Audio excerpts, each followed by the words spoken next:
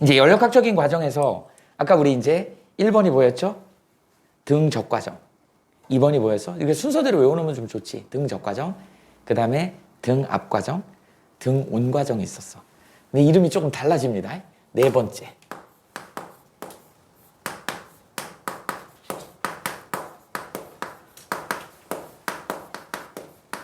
단열 과정이 있다. 단열. 단열.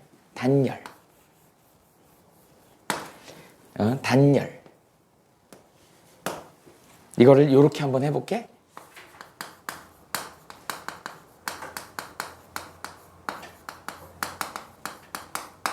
열 출입이 차단된 과정이다 이렇게 이해하시면 됩니다. 열 출입이 차단된 상태.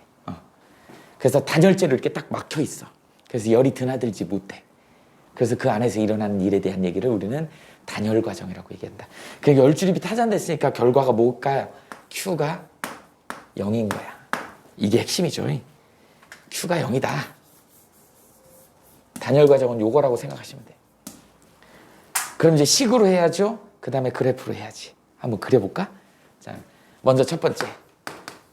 식이 성립이 돼야 돼. 자, Q는 델타 U, 이제 외워지죠? P, 델타 V. 얘는 내부 에너지 변화량, 온도하고 관련이 있고 얘는 E라고 관련이 있는 거. 그런데 이제 결과가 뭐예요? 이게 0이다라는 거죠. 그래서 0인 경우에 이제 0인 상태에서 단열된 상태, 열이 출입이 없는 상태에서 얘를 갑자기 팽창시키는 거야. 그럼 이게 플러스가 되겠지. 그래서 이걸 뭐라고 한다? 우리는 단열 팽창 과정이라고 얘기한다.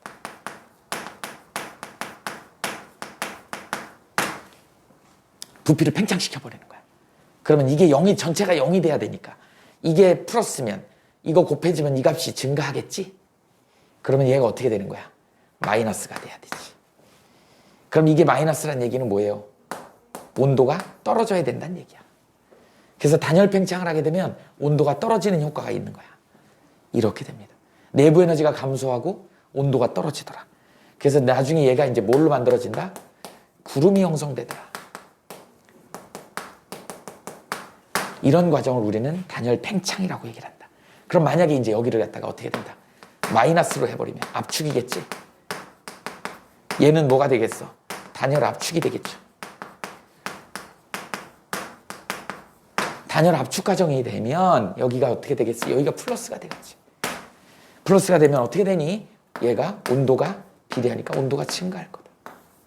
그래서 단열 압축에서는 내부 온도가 증가하고 내부 에너지가 증가해서 내부 온도가 증가하더라. 이렇게 되는 거죠. 구름이 없어지지. 됐죠? 식이야. 두 번째 그래프로 한번 얘를 분석해보자.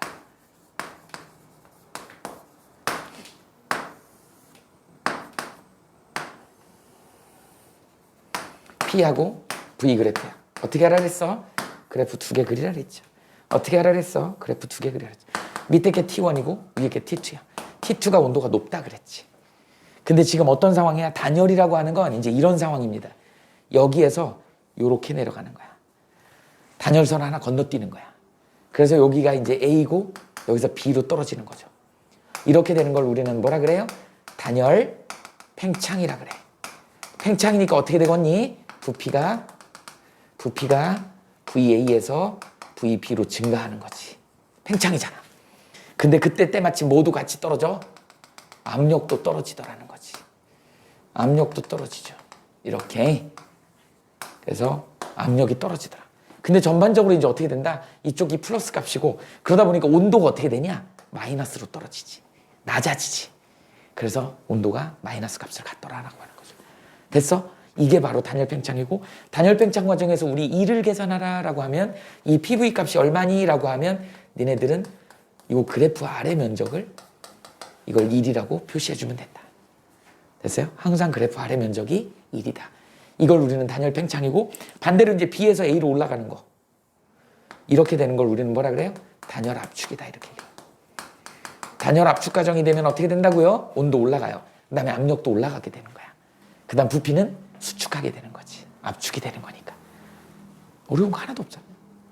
보기만 복잡해 보이는 거야.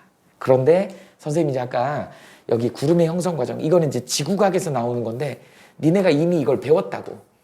그러다 보니까 이제 실생활에서 또는 지구과학에서 구름이 형성되는 과정이 사실은 물리의 또는 화학의 연력학에서 이 단열 팽창 과정인 겁니다. 그래서 구름의 형성 과정을 봅시다. 구름이 형성이 되려면 일단 뭐 해야 되죠? 공기에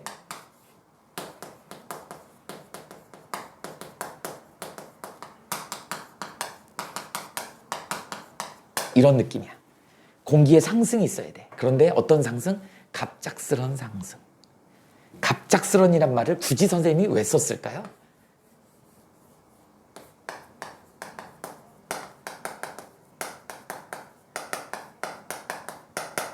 열출입할 시간적 여유가 없었던 거야.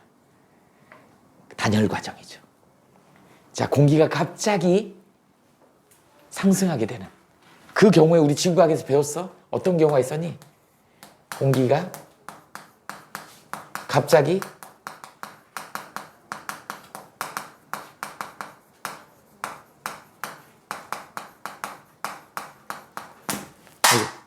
올라갈 때, 공기가 갑자기 산사면을 타고 이렇게 쓱 올라갈 때, 우리 등산 같은 거 산등성이 이렇게 타고 올라가죠. 막 능선 타고 올라가는 거. 그럴 때 갑작스럽게 공기가 상승하는 거지. 열출입이 있을 상황이 없어. 그러니까 Q가 0인 거야. 그 다음에 두 번째,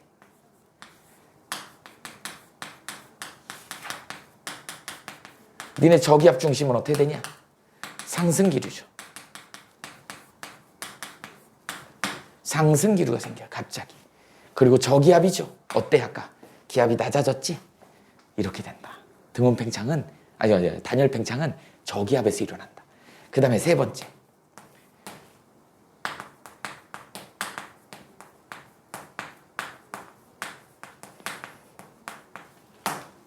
찬 공기하고 더운 공기가 만날 때 우리 이렇게 되는 걸 뭐라고 하죠? 배웠는데 전선이라고 하죠. 전선이 형성되죠. 전선의 종류 크게 두 가지가 있죠. 한랭전선, 온난전선. 한랭전선은 어떤 상황인 거니? 이게 지면이다. 지면에 대해서 여기가 따뜻한 공기가 따뜻한 공기가 있어. 그런데 찬 공기가 갑자기 유입이 되는 거야. 찬 공기는 밀도가 크거든. 그러니까 아래로 이렇게 깔립니다. 그래서 찬 공기가 이렇게 들어온다고. 그럼 따뜻한 공기는 밀도가 상대적으로 작기 때문에 이게 붕 뜹니다. 그래서 찬 공기하고 따뜻한 공기가 만나는 공간에 여기서 이제 응결이 일어나서 구름이 이렇게 만들어지지. 우리 이런 구름을 뭐라고 배웠어? 저군형 구름이라고 배웠죠. 구름이 두께가 두꺼우니까 소나기가 내리지. 여기를 우리는 뭐라 그러죠? 여기를 한랭전선이라고 얘기를 하지. 지구과학 시간에 이렇게 배웁니다. 그 다음에 이제 어떻게 되냐? 반면에 이제 찬 공기가 옆에 딱 깔고 있는데 이게 더운 공기, 따뜻한 공기가 일로 덮치는 거야. 그러나 니네 잘 알겠지만 찬 공기가 밀도가 더 크기 때문에 밑에 깔아앉아 있어. 그러다 보니까 얘가 찬 공기를 덮치지 못하고 위로 붕붕붕붕 뜨더라는 거죠. 그래서 구름이 여기에 이런 식으로 만들어지더라는 거야. 우린 이런 구름을 뭐라 그러죠? 측룡 구름이라고 하죠. 구름이 얇으면서 넓게 분포하다 보니까 이슬비 내리는 이렇게. 여기는 뭐야? 소나기. 여기는 뭐죠? 여기를 기점으로 해서 온난전선이지. 그래서 온난전선 전면부에 이슬비가 넓게 내리고 공기는 차갑고, 한랭전선 뒷면의 좁은 지역에 소나기가 내리죠. 그리고 소나기가 지나가고 나면 온도가 내려가는, 그리고 고기압이 오는 뭐 이런 내용이야. 이게 이런 상황이다 보니까 이거 구름이 다 공기가 다 상승이잖아. 그래서 공기가 상승하면 어떻게 된다? 구름이 만들어지더라는 거지. 그 대표적인 게 저군형 구름이고 측운형 구름이더라. 그러니까 이렇게 일상생활에서 이런 물리가 다 이렇게 적용이 되는 거야. 연력학이. 이게 대표적인 단열 과정이다. 하나 더 있습니다. 뭐 있어요? 우리 국지적 가열이라는 표현이 나오지. 우리 뒤에도 아파트 많잖아요. 아파트 사이에 빈 공간이 있는데 이건 햇빛에 가려가지고 아파트 있는 데는 가열이 안 되는데 그 빈 공간이 햇빛에 가열이 돼서 거기 있는 공기만 가열이 되는 거야. 그럼 여기가 상승을 하겠지. 공기가 부분적으로 가열이 되면 그 부분만 밀도가 작아져서 상승을 하게 된다. 이런 상황이, 이런 네 가지 상황이 갑작스런 공기의 상승 과정이다. 그러다 보니까 갑작스런이라는 표현을 쓴 이유가 열출입이 없다는 얘기고, 이게 뭐예요? 단열의 의미다. 그러니까 열출이 없이 갑자기 상승하려면 이제 공기를 그려볼까? 공기가 지표면에 이런 공기가 있었어요. 그런데 이런 이유 때문에, 이런 1, 2, 3, 4 이유 때문에 갑자기 공기가 상승했다는 얘기는 얘가 갑자기 이렇게 커졌다는 얘기야. 부피가 팽창했다는 얘기야. 이런 상황입니다.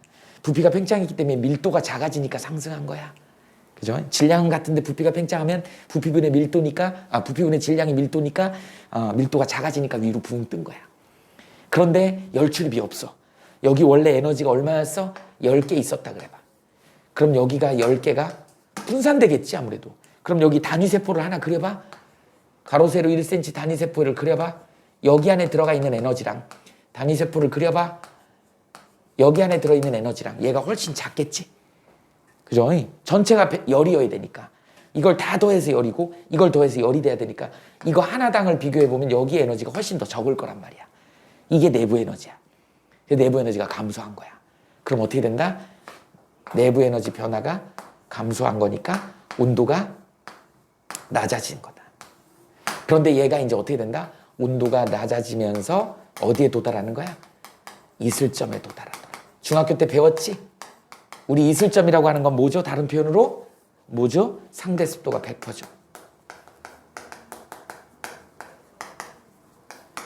니네 상대 습도의 100%의 의미가 뭐냐? 응결이잖아. 그게 뭐다?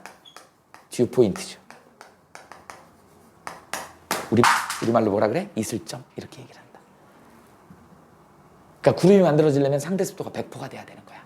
상대 습도라고 하는 건 온도에 대한 어떤 그 포화 수증기압, 포화 수증기량 뭐 이런 걸 얘기하는 거죠. 이렇게 된 거야. 이렇게 해서 구름이 만들어지는 거예요. 이런 현상을 우리는 뭐라 그런다?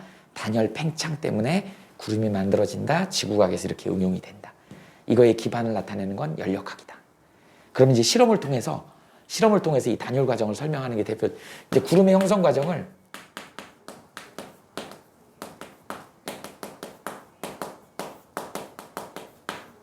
실험을 통해서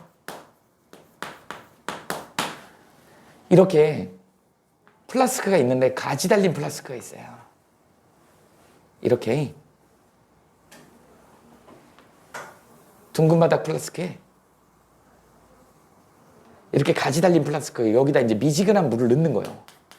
그럼 여기 이제 수증기가 꽉 차겠지. 여기 이제 마개를 막겠죠. 여기다가 이제 어떻게 된다? 이렇게 관을 연결해서 여기다 고무 이제 필러라 그래야 되나? 이렇게 하고 손가락으로 축축축 눌러서 압력을 주는 거야. 그러면 여기를 이제 손가락으로 막는 겁니다.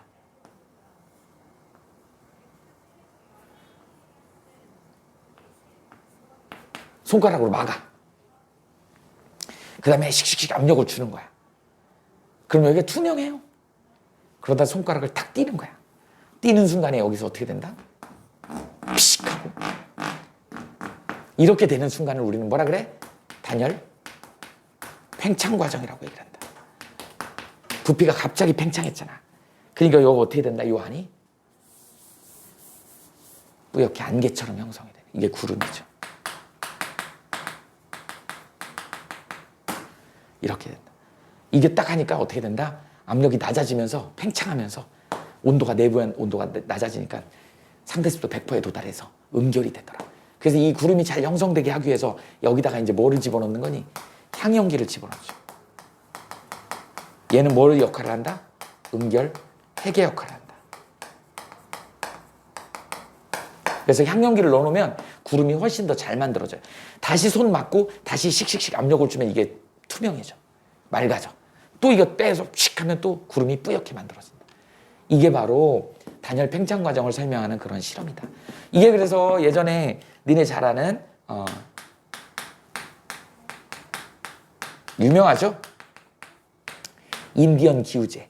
인디언 기후제가 뭘로 유명하냐? 인디언들은 기후제, 비가 안 와갖고 비 오라고 기후제를 지내잖아? 인디언들이 기후제를 지내면 100% 비가 와요. 왜? 비 올 때까지 지내니까. 미친놈들이야. 비 올 때까지 지내요. 막 이러면. 근데 사실은 여기에 우리나라 사람들이 굉장히 과학적이지. 인디언들은 무식해갖고 비 올 때까지. 무식하다는 표현보다는 걔는 이제 끈기가 좋은 거죠. 우리도 인디언 기후제에 본받을 게 있어. 뭔가 일을 하나 시작하거나 공부를 시작하거나 그러면 끝을 봐야지. 비 올 때까지 뭔가를 해야지. 결과가 나올 때까지 뭔가 해야지. 그래서 인디언 기후제에서 배울 거는 그런 거다. 그런데 이제 좀 똘똘하게 생각하자. 똘망하게 생각하자. 우리나라 선조들은 기후제를 똑같이 지냈습니다. 그런데 우리나라 선조들은 인디언들처럼 그렇게 무식하게 하지 않았어요. 기후제 지내면 하루 이틀 만에 비가 옵니다. 과학적인 요소가 들어있죠. 우리나라 선조들은 뭐 했어? 기후제 지낼 때 다 끝나고 지푸라기를 태웠어. 연기를 올려보내는 거야. 막 저수지 바닥이 거북이 등가지처럼 쩍쩍 갈라지는 그런 가뭄인데, 그렇다는 얘기는 증발은 돼서 위에 수증기는 있다는 얘기거든. 근데 그걸 뭉칠 수 있는 응결핵이 없었던 거야. 그 역할을 누가 해줘? 이 연기가 올라가서 해주는 거야. 그걸 응용해가지고 미국은 굉장히 넓은 지역이잖아요. 그래서 미국에는 개인 농장 같은 거 하는 사람들 보면 비행기로 막 농약 주고 막 그래요. 그래서 그 사람들은 비행기를 타고 올라가서 상공 몇 킬로미터 올라가가지고 거기서 한 12km 정도가 대륙권이니까 거기서 염화칼슘을 뿌리는 거야. 그럼 그 염화칼슘이 공중에서 만나가지고 거기서 이걸 응결을 시키는 거야. 구름을. 그래서 내가 비 내리고 싶은데 인공 강우를 만들 수 있는 거예요. 그래서 여기 옥수수밭에 비를 내리고 싶다. 그럼 비행기 타고 올라가고 거기서 염화칼슘을 뿌려주는 거예요. 그럼 염화칼슘이 이 항연기 역할하고 똑같은 응결핵 역할을 해서 거기다 구름을 만들어서 비가 내리게 합니다. 그러니까 우리 선조들이 인디언들처럼 무식하지 않았다고. 우리 선조들은 기후제를 지내고 나서 막 제문 읽으면서 그죠? 지푸라기를 왕창 태웠다고. 연기가 막 올라가서 그럼 그 다음날 비가 와요. 그런 역할을 했다. 인디언 기후제처럼 니네는 비 올 때까지 뭔가를 해야 된다. 어떤 결과가 나올 때까지 한번 해봐라. 이게 이제 과정의 끝이야.